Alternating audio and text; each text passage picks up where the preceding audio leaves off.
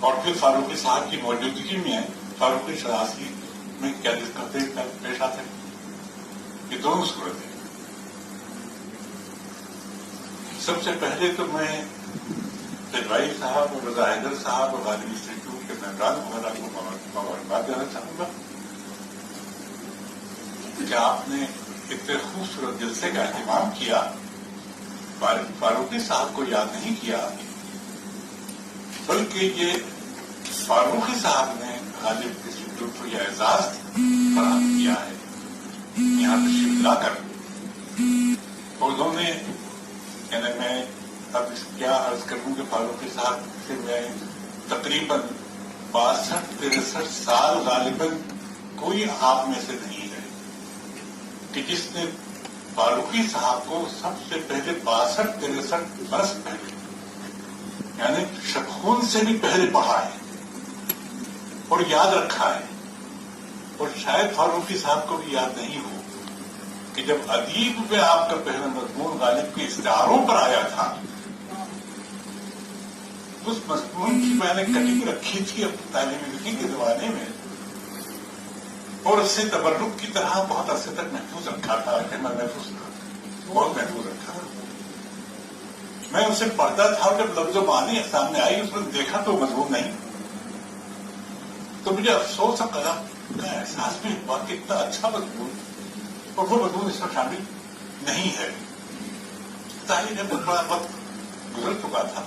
بڑی تصورات کے اعتبار سے بڑی تبدیلیاں میں آ چکی تھی. وقت میں بڑی تبدیلیاں آ چکی تھیں.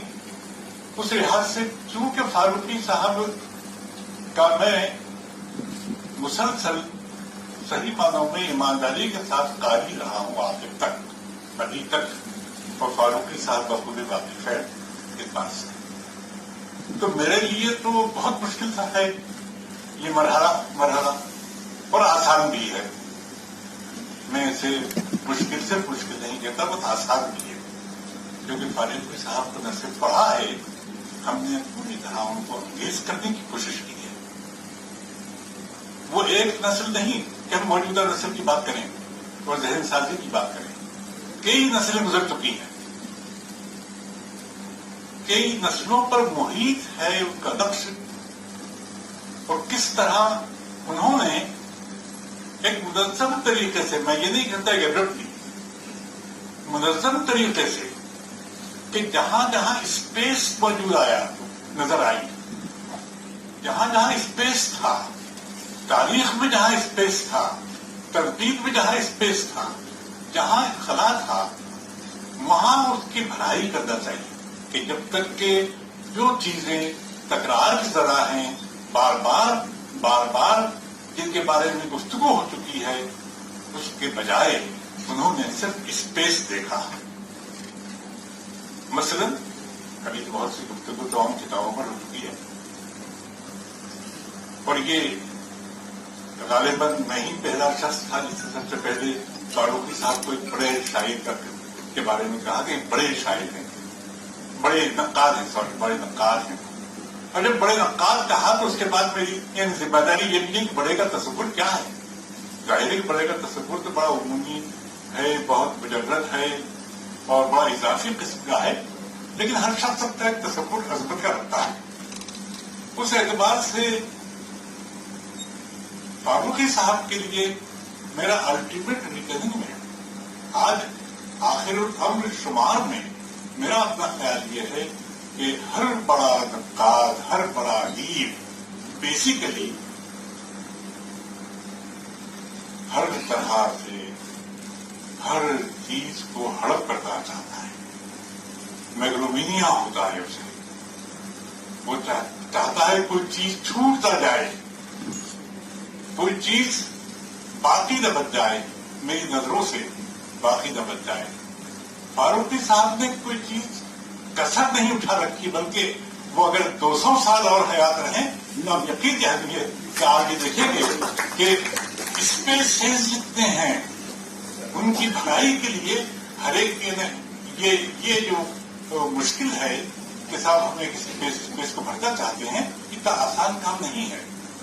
مسئلہ یہ کہ وہ اسپیس کی تلاش میں میل تقریبی کرتے ہیں. میر تقی میر کو اسٹیبلش تو یعنی ناصر بھی ہیں، غالب بھی ہیں، باطنی بھی ہیں، ہمارے دور میں خلیل صاحب وغیرہ، ناصر قاسم وغیرہ سب گفتگو کرتے تھے، لیکن یہ گفتگو جو ہوائی گفتگو ہے اس کے بجائے انہیں اسٹیبلش کرنا تھا کہ اسٹیبلش کس طرح سے کیا جا سکتا ہے اور کس زاویہ نگاہ سے دیکھا جا سکتا ہے. تو انہوں نے سیدھے سیدھے تفہیم کا راستہ اختیار کیا، انٹرپریٹیشن کا. اور انٹرپریٹیشن کے معنی یہ ہیں کہ آپ تو وہ کونے خدرے، وہ گوشے، وہ نازک ترین گوشے جہاں تک ہماری نظر نہیں جا سکتی ہے اور عام طور پر ہمیں آسان سا شاعر، سادہ اور سلیس شاعر قرار دے کر اور میر سے ہم فارغ ہو جاتے ہیں.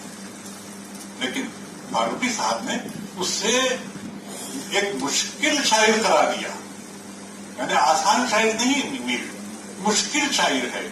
وہ قراتیں چاہتا ہے، مسلسل قراتیں، اور ہر قرات جو ہے عام طور پر ہم اس قرات کو کہتے ہیں کہ قرات ہماری مکمل ہو گئی. نو، ہر قرات جو ہے وہ کم قرات ہوتی ہے. ہر قرات جو ہے اگر ایک اہم شاعر ہے تو وہ دوسری قرات کی محرک ہوتی ہے. اس اعتبار سے فاروقی صاحب نے جو میر کی قرات کی تو انہوں نے یہ تقسیم تو اپنی جگہ ہے، یہ بتایا کہ اس کو قرات کیسے کرنی چاہیے، اسے میر کو پڑھنا کیسے چاہیے.